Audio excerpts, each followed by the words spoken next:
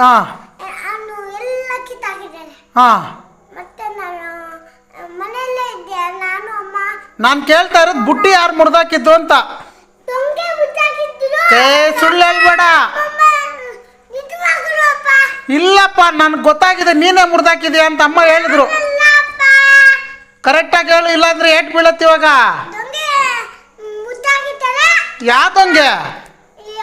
ಬೆಳಗ್ಗೆ ಬಂದಿದ್ದು ಸಾಕಲ್ಲ ಹಿಂಗಿಕ್ಕಿಂದು. ಹಾಂ ಅವನು ಬಂದಿದ್ದ.